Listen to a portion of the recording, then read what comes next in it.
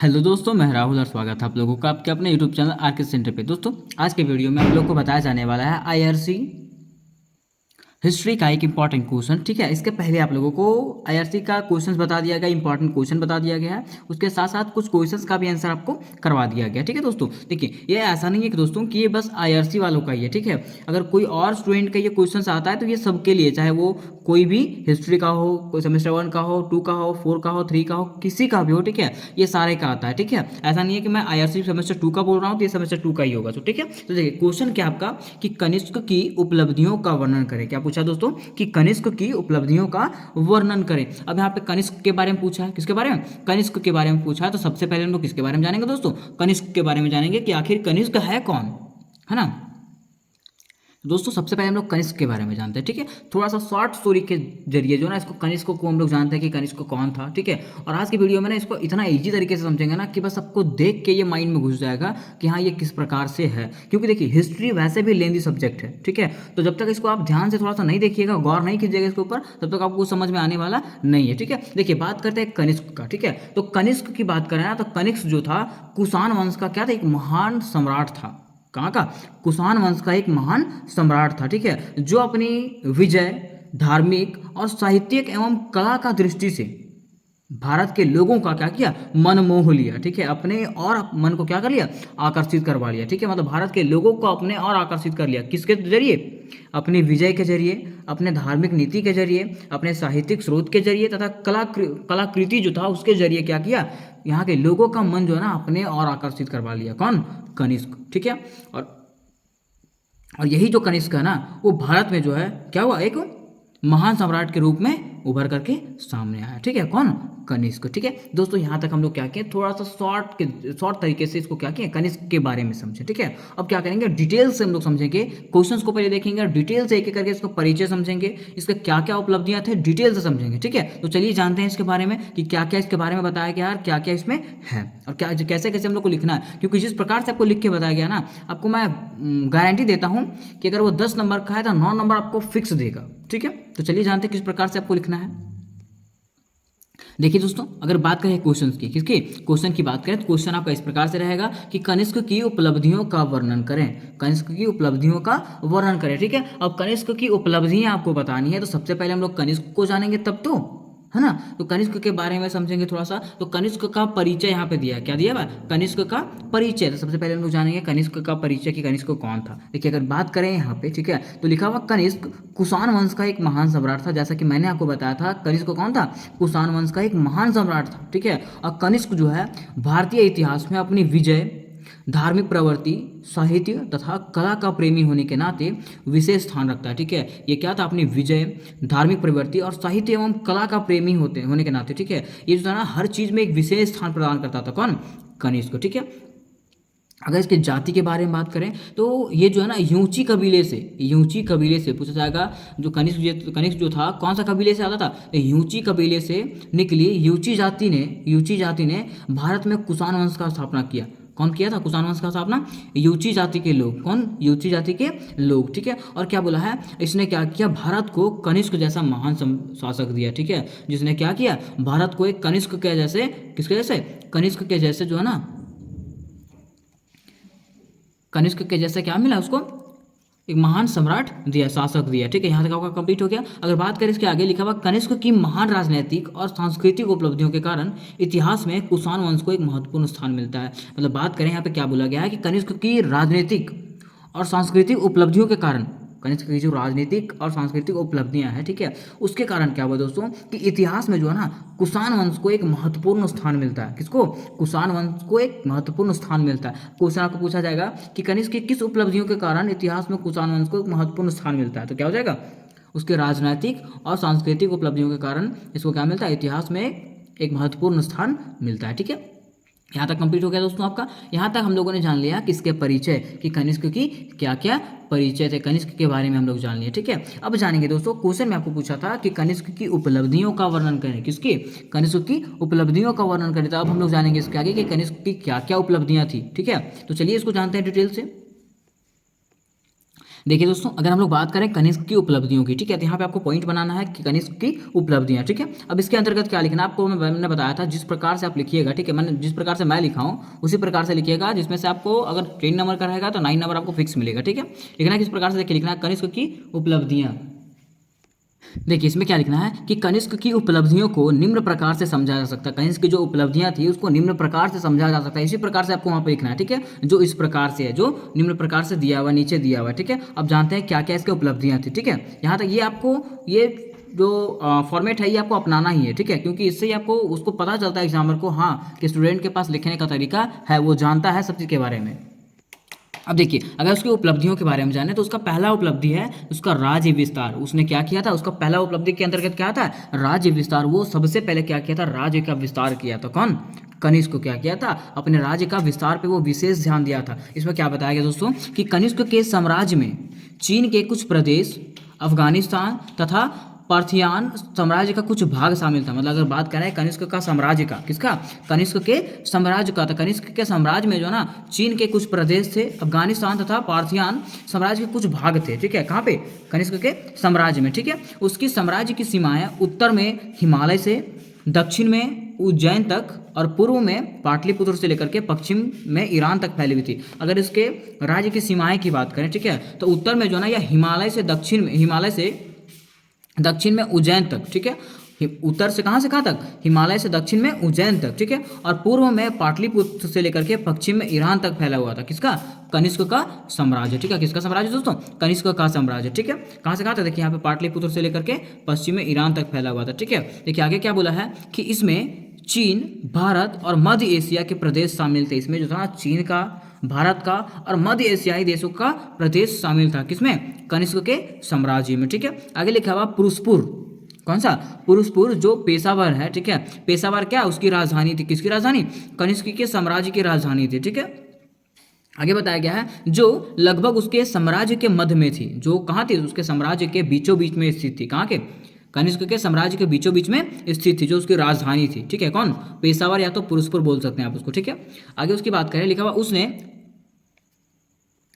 देखिए क्या बताएगा दोस्तों कि उसका जो साम्राज्य था, उसका जो राजधानी थी, ठीक है, वो उसके साम्राज्य के बीचों बीच में स्थित थी, ठीक है। उसने क्या बताया, उसने अपनी राजधानी को सुंदर बनाने हेतु, ठीक है, कई सुंदर भवनों, मठों तथा विहारों का निर्माण करवाया। उसने क्या किया, कनिष्क ने क्या किया, अपने साम्राज्य को, अपने साम्राज्य के राजधानी को सुंदर बनाने के लिए, सुंदर बनाने मतलब मोहित लगने के लिए, उसने क्या किया, सुंदर सुंदर भवनों का निर्माण करवाया, मठों का निर्माण कराया, उसके साथ साथ विहारों का निर्माण करवाया। कौन करवाया, कनिष्क करवाया, ठीक है। कौन करवाया, कनिष्क। क्यों, ताकि उसका जो साम्राज्य है, उसका जो राजधानी है वो क्या दिखे, सुंदर दिखे, ठीक है, भव्य दिखे, ठीक है।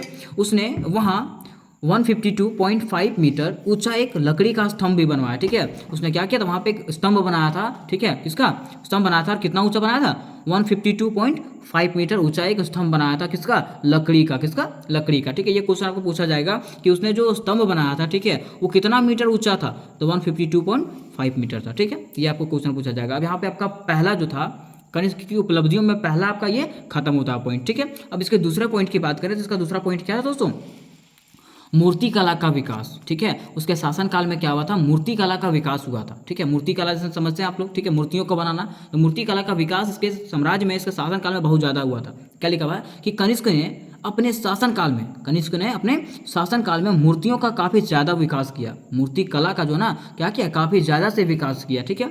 उस समय भारत में 2 शैलियों में मूर्ति बनाई जाती थी। अगर उस समय की बात करें तो भारत में जो ना 2 प्रकार की मूर्तियाँ बनाई जाती थी, 2 शैलियों से मूर्ति बनाई जाती थी। पहले कौन सा, पहला आपका गंधार शैली थी, कौन सी, गंधार शैली, और दूसरी की बात करें तो मथुरा शैली। ये दोनों तरीकों से क्या बनाया जाता था, मूर्तियाँ बनाई जाती थी, क्या, मूर्तियाँ बनाई जाती थी, ठीक है। ये आपका दूसरा पॉइंट खत्म हुआ। अगर हम लोग तीसरी पॉइंट की बात करें दोस्तों, तो इसका तीसरा पॉइंट है आपका चीन से युद्ध, ठीक है। इसकी उपलब्धियों का जो था तीसरा पॉइंट क्या होगा दोस्तों, तीसरा पॉइंट बनाना आप लोग को, चीन से युद्ध। वो चीन से युद्ध किया था, ठीक है। चीन से युद्ध क्यों किया था, तो चीन से वो युद्ध किया था ना, ताकि वो वहाँ का जो साम्राज्य है, वहाँ का जो प्रदेश है, उसको भी क्या करते हैं, अपने साम्राज्य में मिला सके। लेकिन पहली बार जब वो चीन से युद्ध किया, ठीक है, चीन के राजा से जब युद्ध किया था वो, ठीक है, तो वो हार गया था। कौन, कनिष्क। देखिए यहाँ पे बताया गया है कनिष्क द्वारा चीन विजय सबसे महत्वपूर्ण विजय माना जाती है। कनिष्क के द्वारा जो चीन विजय है ना, इसको क्या माना जाता है, एक महत्वपूर्ण विजय के रूप में माना जाता है, ठीक है। बताया जाता है कनिष्क के पूर्वज चीन को वार्षिक कर देते थे, और बताया जाता है ना, इसमें बताया गया था कि चीन के जो क्या बोलते हैं, कनिष्क के जो पूर्वज थे, ठीक है, किसके, कनिष्क के जो पूर्वज थे वो चीन को क्या देते थे, वार्षिक रूप से कर देते थे, कर मतलब टैक्स दिया करते थे, किसको, चीन को, ठीक है। लेकिन जैसे जैसे इसका शासनकाल आया, किसका, कनिष्क का शासनकाल आया, ठीक है, उसने क्या किया, ये कर देने से इनकार कर दिया, ये टैक्स देने से इनकार कर दिया, ठीक है।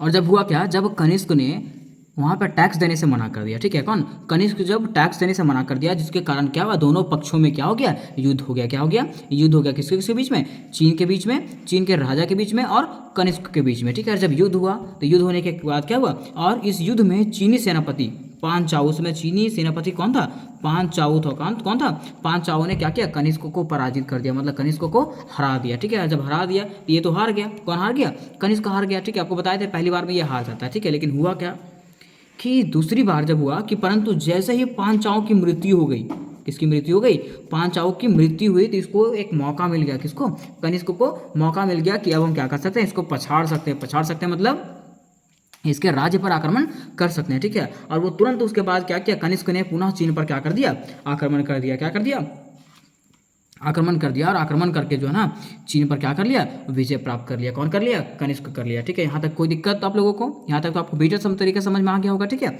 अब तीसरा पॉइंट आपका खत्म हुआ दोस्तों। हम लोग पॉइंट नंबर 4 की बात करें, अगर पॉइंट नंबर 4 की बात करें तो पॉइंट नंबर 4 में आपका क्या आ जाएगा बौद्ध धर्म का विकास, ठीक है।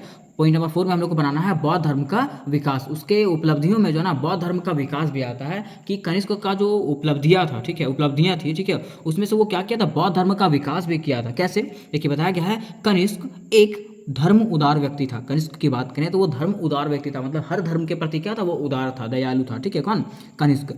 जिसके मन में सभी धर्मों के लिए आदर तथा सम्मान थी। जिसकी अगर बात करें, जिसके मन में क्या था, सभी धर्म के प्रति आदर था और सम्मान भरा हुआ था, किसके, कनिष्क के मन में, ठीक है। अगर बात करें कनिष्क बौद्ध धर्म को मानता था। कनिष्क जो है ज़्यादा से ज़्यादा किसको मानता था, बौद्ध धर्म को मानता था, ठीक है। और बताया है कि बुद्ध के मृत्यु के बाद, बताया गया है क्या कि बुद्ध के मृत्यु के बाद क्या हुआ, बौद्ध धर्म को 2 भागों में बांट दिया गया था। कितना भाग में, बौद्ध धर्म को 2 भागों में बांटा गया था, ठीक है। पहला आपका था हीनयान, पहला क्या था, हीनयान, और दूसरा दोस्तों महायान। क्या क्या, हीनयान और महायान। बताया जाएगा, क्वेश्चन पूछा जाएगा आपको कि बुद्ध के मृत्यु के बाद बौद्ध धर्म को कितने भागों में बांटा गया था, तो 2 भागों में बांटा गया था। पहला कौन सा था, हीनयान था, और दूसरा महायान था, ठीक है। और ये भी पूछा जाएगा कि बौद्ध धर्म के मतलब ये बांटने के बाद कनिष्क ने कौन सा धर्म को अपनाया था, तो कौन सा शाखा को अपनाया था, तो उसने महायान की शाखा को अपनाया था। किसने, कनिष्क ने बौद्ध धर्म के महायान शाखा को अपनाया था, ठीक है। और इसी के शासनकाल में चतुर्थ बौद्ध संगति भी हुई थी। किसके शासनकाल में, कनिष्क के शासनकाल में। ये भी पूछा जाएगा आपको कि किसके शासनकाल में चतुर्थ बौद्ध संगति हुआ था, तो किसके शासनकाल में हुआ था, कनिष्क के शासनकाल में, ठीक है। यहाँ तक आपका पॉइंट नंबर 4 खत्म होता है, ठीक है।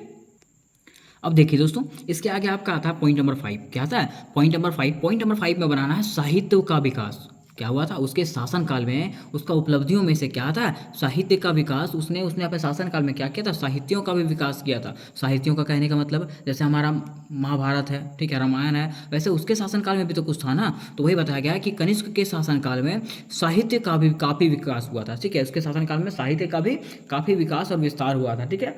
कनिष्क के दरबार में कई सारे महान विद्वान रहते थे। अगर बात करें कनिष्क के दरबार में, ठीक है, तो कनिष्क के दरबार में जो ना बहुत सारे महान विद्वान लोग निवास करते थे, ठीक है, रहते थे। जैसे कि अगर बात करें अश्वघोष की, किसकी, अश्वघोष की, तो वो कौन थे, कनिष्क के राजकवि थे। कौन थे, कनिष्क के राजकवि। क्वेश्चन पूछा जाएगा आपको कि अश्वघोष कनिष्क के कौन थे, तो कौन थे, कनिष्क के राजकवि थे। कौन थे, राजकवि थे। इसके अलावे अगर हम बात करें तो कनिष्क के दरबार में चरक नामक एक व्यक्ति रहते थे।